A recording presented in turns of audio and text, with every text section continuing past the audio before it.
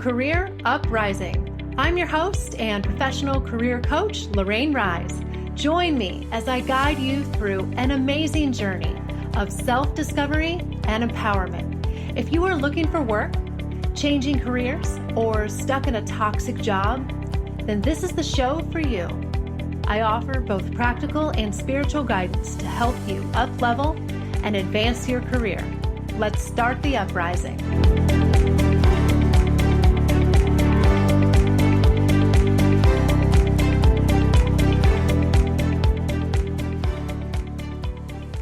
Hey everyone, you are listening to episode 85, 2020, Lessons at the Halfway Point.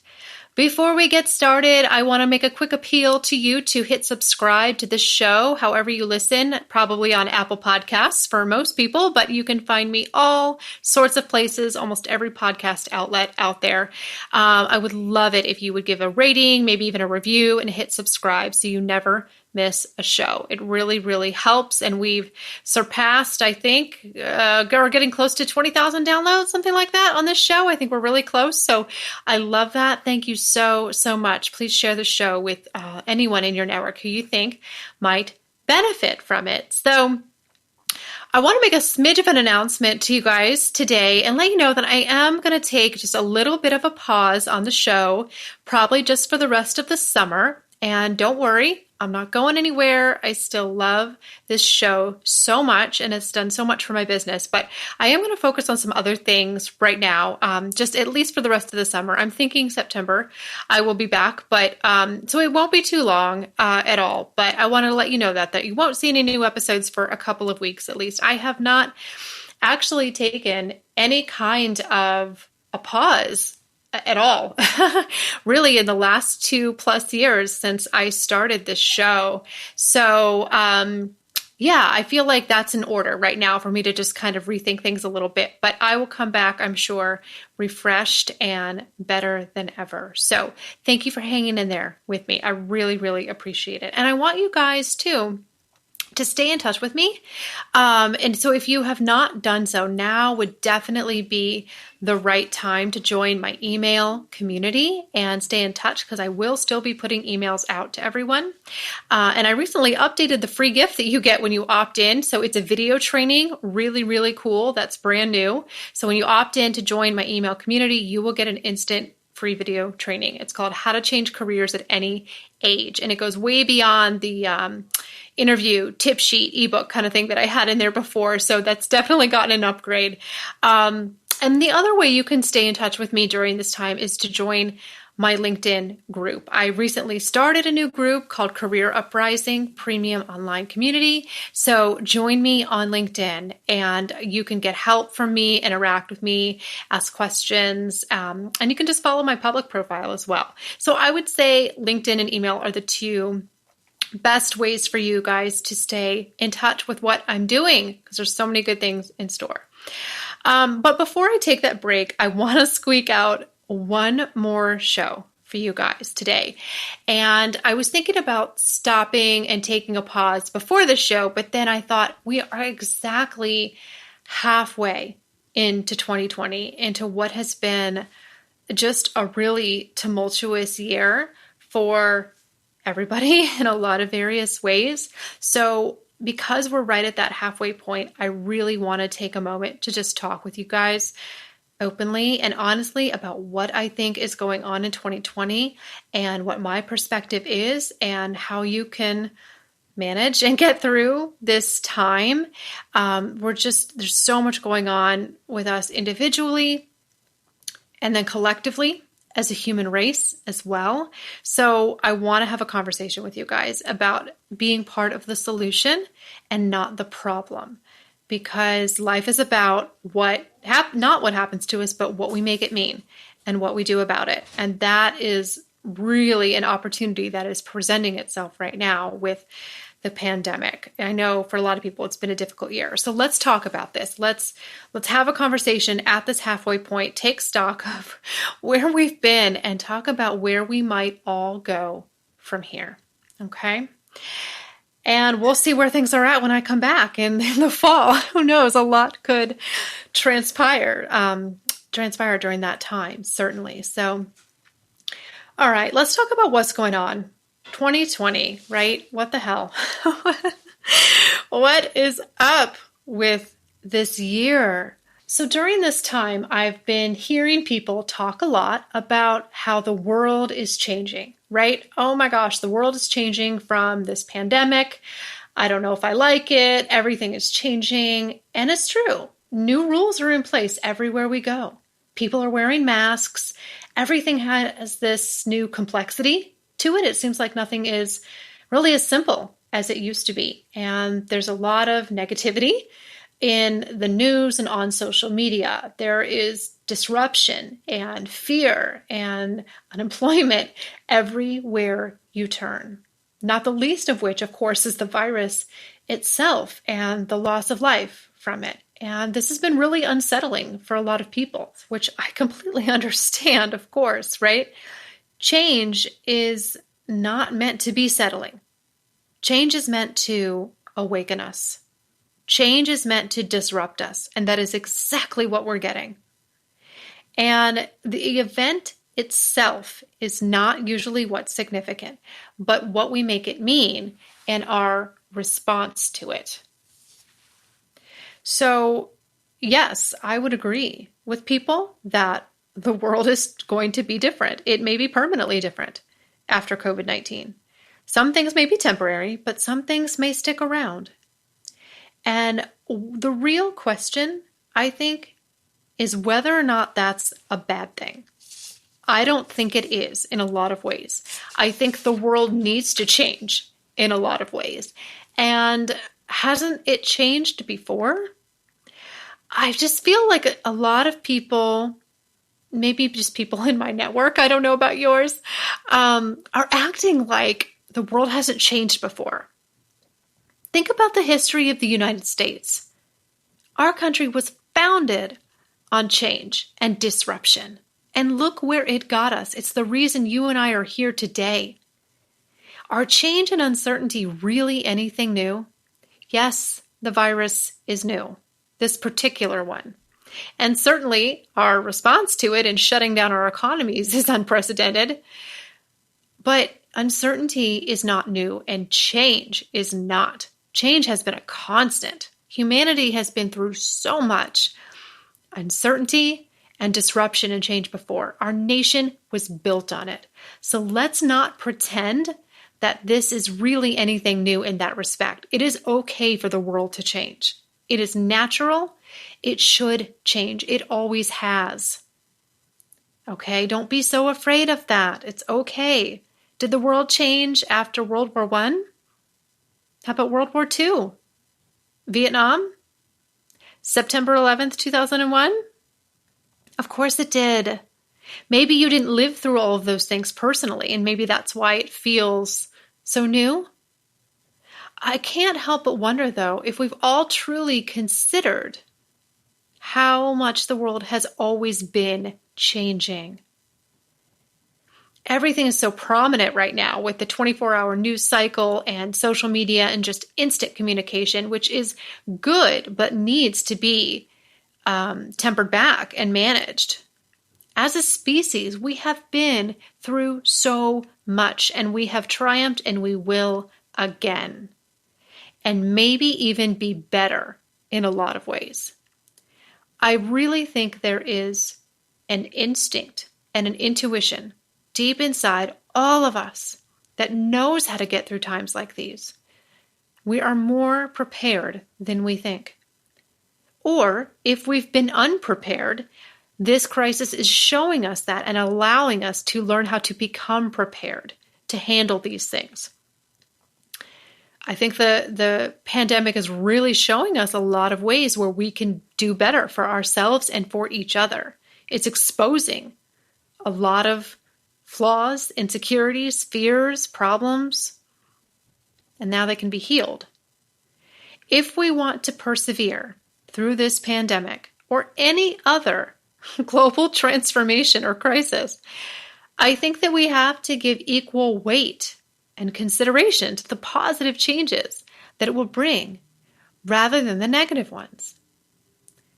the world has taken a pause. Cars have come off the road. People are home with their families.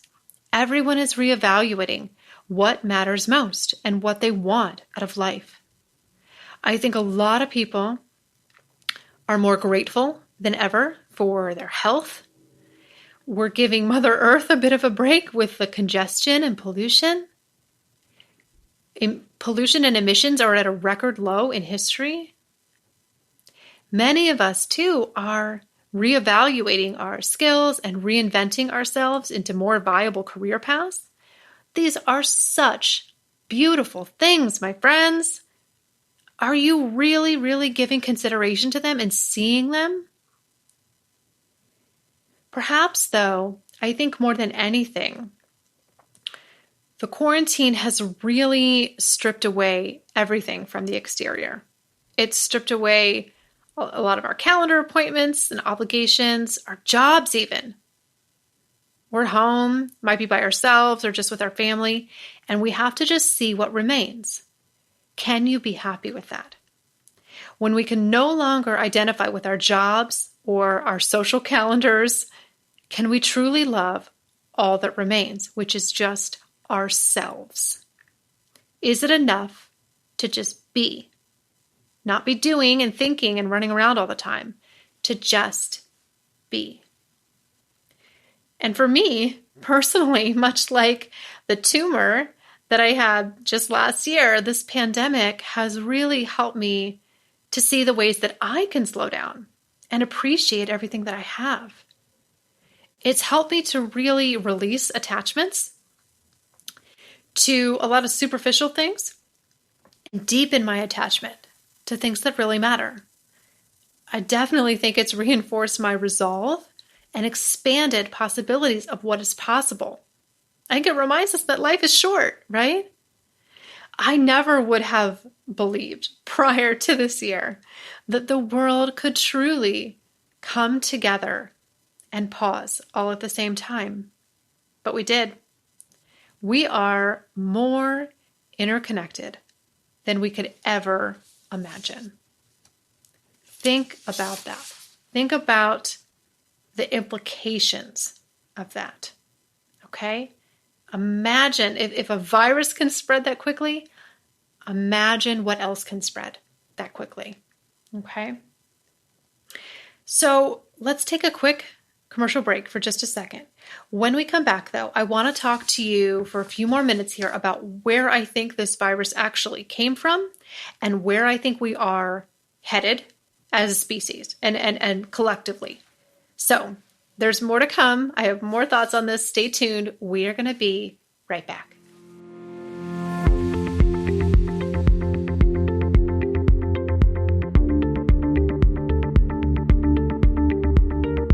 Hey everyone, while the show takes a quick break, I want to tell you about 2 ways that you can get help in your career for free. First, you can sign up for my mailing list and be a part of my community. I offer in-depth resources and solutions for your career problems. I have a free gift waiting for you when you sign up.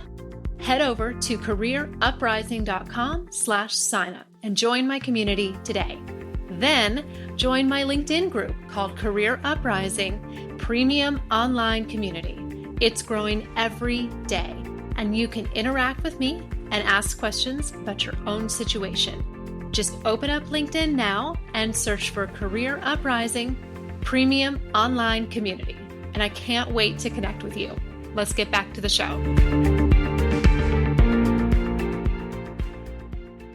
All right, so let's get practical for a second and talk about, where did this virus even come from? We think we know, but truly, I don't think we know for sure, or at least most regular everyday folks, right? Don't really know for sure where it came from. And I know there's a lot of conspiracy theories out there about, maybe it's the government or a fear tactic or something like that. And I suppose that's possible, but I think that what that is really just more of a victim mentality, right? When we give into these conspiracy theories, it's just fear-based tactics. I don't think that it's empowering or productive at all. And I don't think that it's proven that that's really even what's happening either. One thing that I personally believe is very viable is glacier melting, which I didn't know a lot about, but there is a lot of scientific research out there to support that viruses, just like coronavirus, come from glaciers melting, and it exposes a lot of microbes and diseases. And so I think that makes sense, right? When we think about climate change and what we're doing to our planet, and we are melting our glaciers, perhaps in a rather ironic way, we may have done this to ourselves, which would not be surprising. So I think that is one very viable thing to consider. And I think that right now we need to be careful not to give into that victim mentality of conspiracy theories and fear and things like that. And at the end of the day, it's here. For whatever reason it came, it's here. And it's ours to deal with, and it's ours to make something with. So that's really all that matters, not so much why it's here. But I do think it's a wake-up call, absolutely, in so many ways. One is just, what are we doing to our planet and the environment? Absolutely. But I do believe, without a doubt, that this is all happening for a greater purpose. This is all part of a divine plan, and there are a myriad of lessons for us to learn, some of which are meaningful for each one of us on an individual level, but some are collective for us as a global community, because we are a global community. If nothing else, this virus is showing us how interconnected we are, no matter how far away we are from each other. So what do we make of this now? It's here. Regardless of how it got here, it's here for a reason. And as with everything in life, I think there are no accidents. The question is not so much why is this happening, but what can we learn from it? And what are we going to do with it? So speaking of the interconnectedness, which I think is such a big theme, if you could imagine that this teeny tiny little virus, so tiny you can't even see it with your own eyes, could spread across the entire globe in just a matter of weeks, imagine how quickly other things can spread. How about ideas? How about love? How about compassion? Let's take this concept and think about what we do want to spread across the globe in a thoughtful and loving and intentional way. Let's use that interconnectedness that we have been shown that we have in a really positive way. So what's in store for humanity next? I guess nobody really knows for sure, right? But I think it depends a lot on what you want to make this mean.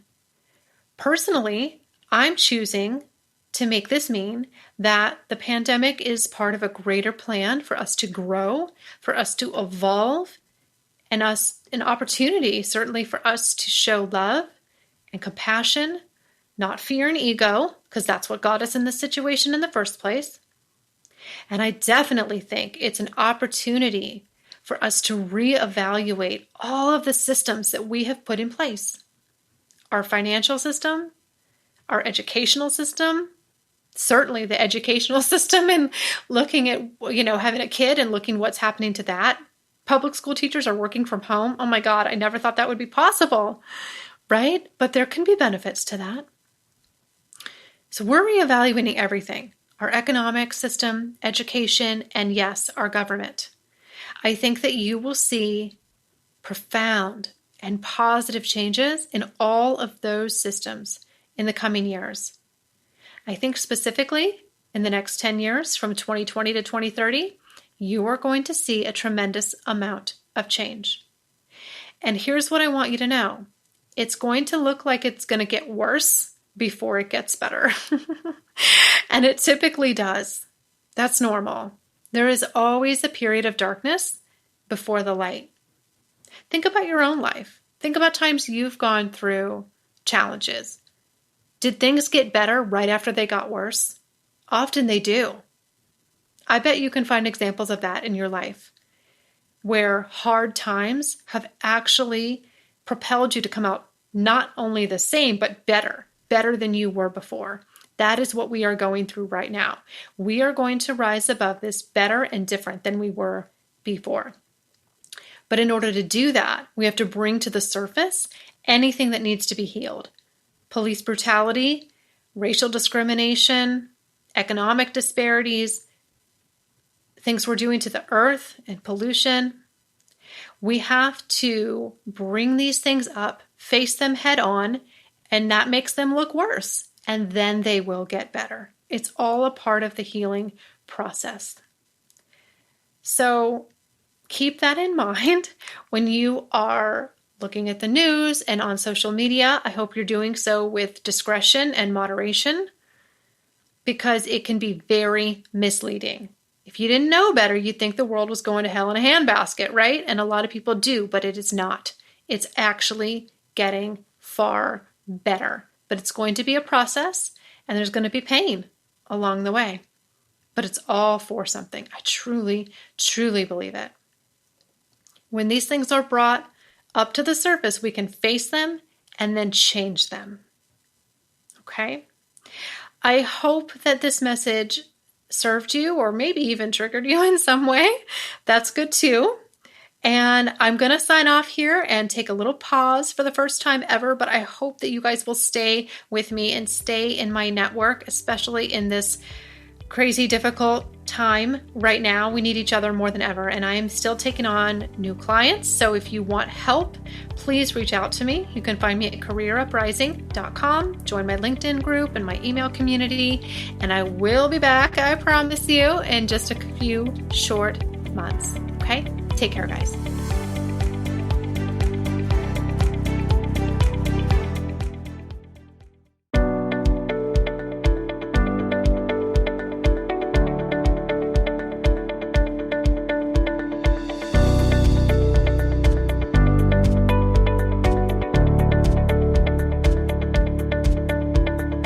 That's it for today's show. Thank you so much for listening. If you like what you heard today, please consider giving the show a positive review on iTunes. It would mean a lot to me, and it would help to spread the word so that others can learn about the show. Thanks again for tuning in, and I can't wait to connect with you again next time on Career Uprising. This show is brought to you by InflowRadio.com, the best curated talk radio network for personal development, wellness, spirituality, and conscious business.